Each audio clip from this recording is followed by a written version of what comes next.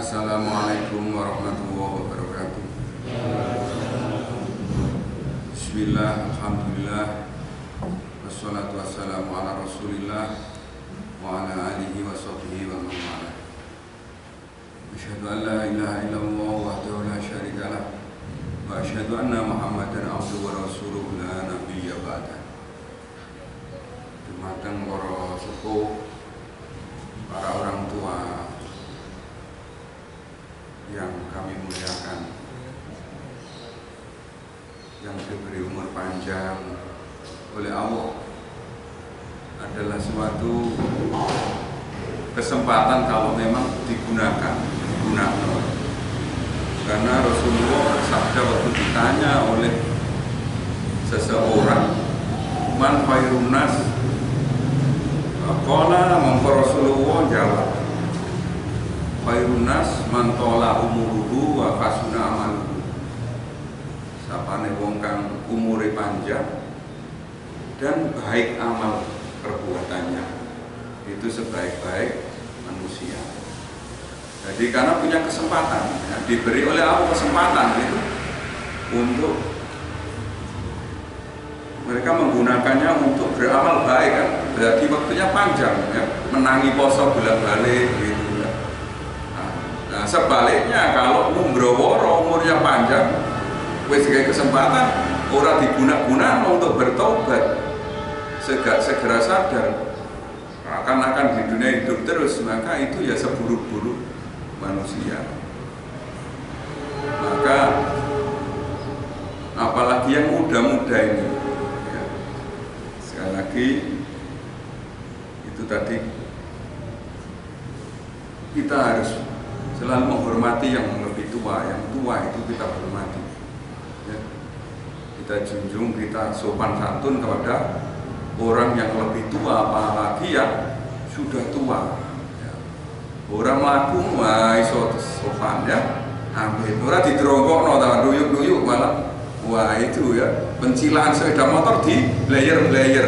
Jangan sampai kalau bisa anak-anak muda, nah ini Masjid An-Nidham sepedaan kono ngebut no dalan kampung, ya. Sumpah iki kok dudu anak Masjid An-Nidham, wah ya wis nek wah iku kok bocah Masjid An-Nidham rada melu lho, ya.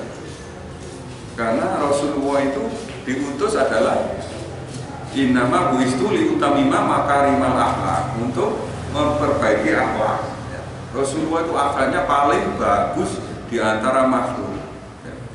Meskipun agama Nasrani, Kristen, ya, itu mengajarkan cinta kasih, tapi kalau akhlak itu masih kalah dengan Rasulullah. Maka tidak salah kalau Michael Hart, ya, seorang ilmuwan, menulis di dalam 100 influence people itu 100 tokoh yang paling berpengaruh di dunia itu meletakkan Rasulullah di urutan pertama itu karena dia itu objektif. Ilmuwan itu sifatnya harus objektif ya, gak oleh ilmuwan wah kita kok di agama apa iki wong Sambi utawa wong Amerika rale. Ilmuwan objektif melihat sesuatu, ayo kudu diomong A B ya diomong. Nek ora objektif berarti ilmuwane melenceng.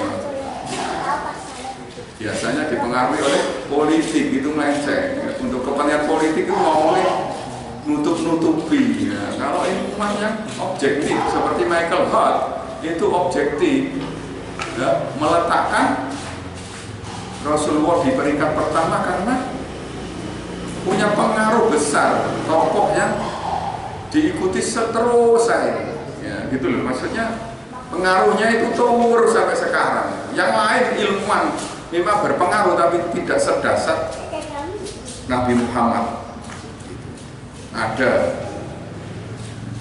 Nabi Isa itu masuk peringkat ketiga kalau tidak salah ya. Nanti dibaca kalau 2, 3 yang kedua itu sopo loh, orang Sir Isaac Newton. Isaac Newton itu orang Inggris, penemu hukum gravitasi. Karena sebelum Sir Isaac Newton menyatakan hukum-hukum gravitasi alam itu dunia itu belum menggunakan teknologi ya, masih perang menggunakan pedang, tombak, gunakan jemparing, jemparing atau jemparing, jemparing itu panah ya, jemparing itu bahasa Jawa ya. Kena jemparing, janggane lah, janggan itu gulune, ngono ya. Jemparing itu panah, Janoko itu bawa jemparing katanya. Nah, kemudian bawa rantai perang dulu itu ya. Kemudian apa? Menggunakan kebu, nih ngerakal, membuat sesuatu ya konvensional pun. Tapi setelah Sir Isaac Newton menemukan hukum gerak ya, yang F sama dengan ma. F itu gaya, M massa, A itu percepatan. Nah itu nanti bisa di anak-anak yang sekolah. Nah itu kemudian diciptakan alat-alat teknologi. Maka di Inggris itu muncul namanya revolusi industri. Asalnya rokok itu gelintir tangan ya, tapi setelah ditangani industri orang mesin, nek tangan yang paling oleh biru, karena industri kok langsung ewon ya, dalam hitungan robot mesin.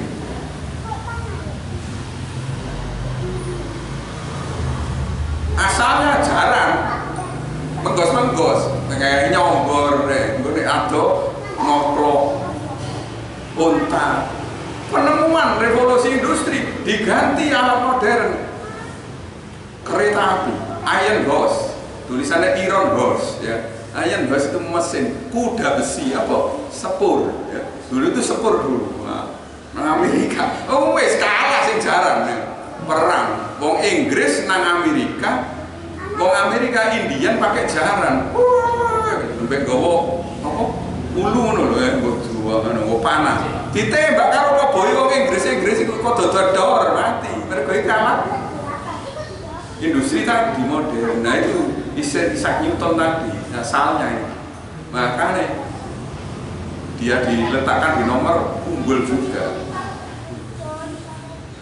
Maka tapi Isaac Newton tadi dirunut-runut algoritma matematika dasarnya itu asalnya algoritma namanya algoritmus berasal dari bahasa Arab al-Khawarizmi. Al-Khawarizmi orang Uzbekistan, orang Islam penemu angka 0, penemu matematika algoritma. Nah, mesti orang algoritma. Komputer saat ini mesti menggunakan algoritma matematika. Nah itu yang penemunya awalnya yaitu Al-Khawarizmi, berubah ke Inggris menjadi algoritma Islam. Jadi aslinya orang Islam. Dulu belum ada kan angka Romawi orang Eropa itu tahu V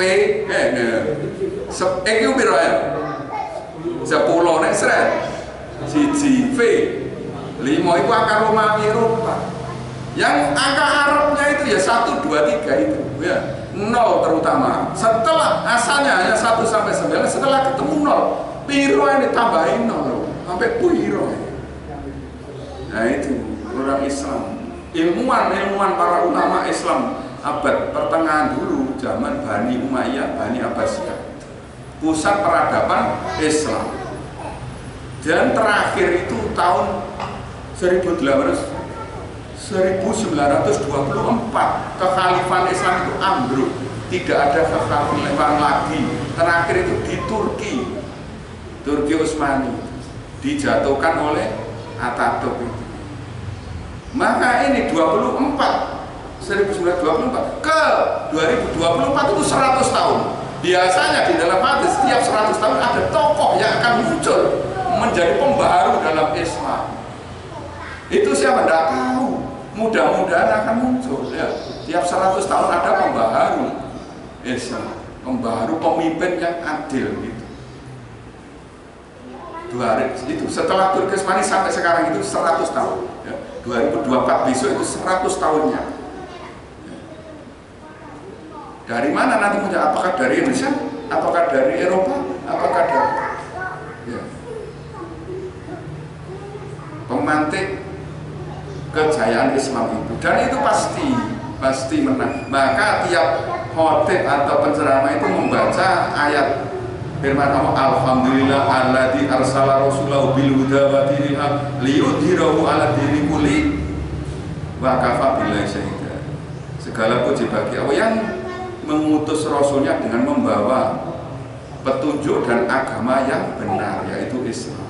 Liyudhhirahu 'ala dini kulli, untuk dimenangkan di atas agama-agama yang lain. Sampai tulung melu nulung gak nulung itu tetap menang Islam itu ya. Dulu di Uni Soviet itu negara apa? Komunis, PKI. Komunis PKI. Tidak ada orang boleh menjalankan syariat Islam. Tapi tetap aja ono sing sengedan ngajari anaknya. No iso lemah no. Ternyata setelah Uni Soviet ambruk, tidak ada Uni Soviet itu sekarang, sudah ahlinya ada Rusia ya. Ambruk PKI, gak main. Kalau Cina PKI-nya itu sudah berubah, ya. Tidak murni PKI, sudah campur kayak model Amerika. Kalau PKI sudah tidak main, komunis. Lah, ternyata setelah Soviet ambruk kemudian muncul negara-negara kecil, langsung jadi negara-negara Islam. Apa? Uzbekistan merdeka. Ceknya, pernah dengar negara Ceknya? Muslim, hampir 100%. Presidennya Ramzan Kadyrov Muslim. Loh, padahal dia ditekan. Berarti ya ono sing pelajari Islam ya, mas tetap ada. Sengitan. Ceknya Tajikistan, kemudian Turkmenistan yang waktu pura-pura kena belas, nah, nggak tahu kalau bakas corona itu ya, itu bagaimana ya? Ono sing percaya, ono sing ora, ono sing isena percaya, kira-kira, nah, itu urusannya dewi-dewi ya. Ono ilmuwan sing ora pati, ya. Apakah udara sekarang itu beda dengan yang kemarin waktu corona? Ya, saiki kemarin kok wedi juga mesti maskeran wedi. Karena instruksi dari pemerintah, kekuatan penguasa itu seperti ngomong des ketut kabeh ya. Membangun itu, makanya penguasa itu punya power seperti itu.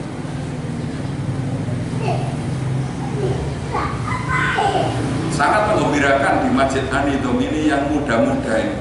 Seweneng kan kita itu kalau melihat anak-anak itu ya, yang muda-muda yang ganteng-ganteng ini. Ya Billy, siapa? Tio, Ikul. Semua kok kata rano liyane. Vero. Maka biasa ya. Coba kayaknya itu seneng ya. Seneng tapi disenangi Gusti Allah. Ngeramein masjid kan disenangi oleh seneng gitu. Soalnya seneng itu kadang itu maksiat, nggak seneng. Tapi seneng di masjid. Nah, mudah-mudahan anak-anak ini adalah tergolong dari 7 golongan tadi, yaitu wasabun, pemuda yang tumbuh di dalam beribadah kepada Allah. Dan kemudian ada pemuda yang hatinya tergantung masjid. Rajulun wong lanang qalbuhu, atine wong lanang iku mu'alakun gumantung fil masajid, namanya masjid. Nah, ya.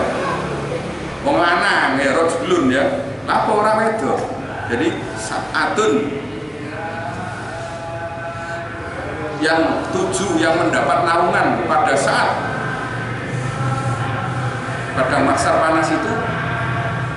7 itu yang pertama itu al-imamul adil, pemimpin yang adil, pemimpin yang geleng gone, meletakkan sesuatu pada tempatnya. Abot ya kan, abot mesti mikir. Makanya keadilan itu simbole apa? Ayo, simbole keadilan apa? Uang bawa timbangan motornya ditutupi. Iya kan? Jalan, iya. Nggawa timbangan mripate ditutupi cara ketok soalnya mabot. Misalnya iki dulur, iki ora, padahal sing bener mesti ro mripate. Ana mau tonyo-tonyoan gak delok dhisik mesti bol. Mesti ngiwangi bolone. Nah, itu abote meletakkan keadilan seperti itu sehingga simbole meripat ditutupi. Al-imam adil abot aja, tapi mendapat naungan nanti pada pertama, peringkat pertama. Kemudian salah satunya itu rajulun qalbuhu mu'allaqun fil masajid, wong lanang, pemuda, bocah-bocah ini hatinya tergantung pada masjid eling. Nah, makanya masjid ini menjadi sentral. Tambah sekarang masjid gak oleh ngomong politik, masjid gak oleh. Kata siapa? Rasulullah setelah Futuh Mekah menang, apa membangun istana Rasulullah? Tidak pernah. Tidak ada istananya Nabi Muhammad. Masjid setelah Rasulullah wafat diganti Abu Bakar As-Siddiq. Abu Bakar As-Siddiq apa membangun istana? Tidak. Di masjid pusatnya dalam menyelesaikan persoalan-persoalan masyarakat, dalam memberi pendidikan ke arah ini sing apik ku ngene lho. Memilih pemimpin yang baik itu ya. Bicara ekonomi boleh di masjid, ekonomi syariah. Pemimpin boleh politik tidak apa-apa ya, karena itu contohnya sudah ada pusatnya. Islam itu akan berkembang dari masjid. Setelah Abu Bakar digantikan Sayyidina Umar radhiyallahu anhu, masjid juga tidak ada istananya Umar bin Khattab tidak, sampai Ali bin Abi Thalib tidak. Pusatnya pengendali adalah di masjid. Maka mudah-mudahan kita ini adalah tergolong orang yang hatinya tergantung pada masjid. Meskipun apa yang bisa kita berikan dengan kapasitas dan anggonane dewe-dewe bisa buat sama situ ya. Allah yang akan mencatat selama itu diniati ikhlas kepada Allah. Mudah-mudahan kita ini selalu dibimbing oleh Allah. Puasa kita diterima oleh Allah, maka kita niat ya, niatnya ditoto karena niat itu adalah akan ketemu niatnya, setiap perbuatan ketemu niatnya. Maka hadis yang diriwayatkan oleh Umar itu innama amalu binniyat wa innama likulli imri'in ma nawa. Ketemu nanti balasannya sesuai niatnya. Pamangkana hijratuhu ila wahi wa rasul, hijrahnya ibadahnya kepada Allah dan mengikuti Rasul, maka ketemu niatnya itu ya. Maka mudah-mudahan niat kita total lagi, mumpung masih awal, hanya mengharap ridho Allah, mengharap pahala dari Allah Subhanahu wa taala, maka ghufirallahu ma taqaddama min dzambi, diampuni dosa-dosa kita yang telah lalu. Wassalamualaikum warahmatullahi wabarakatuh.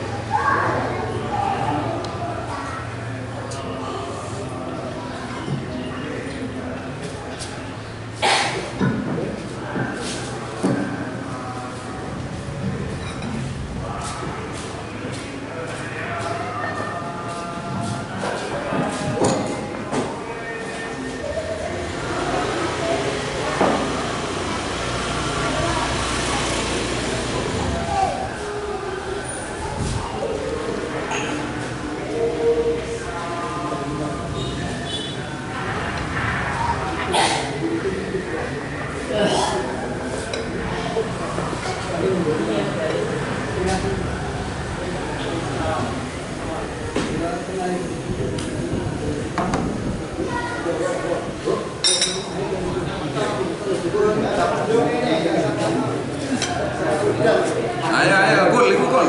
Ayo, corona Gol.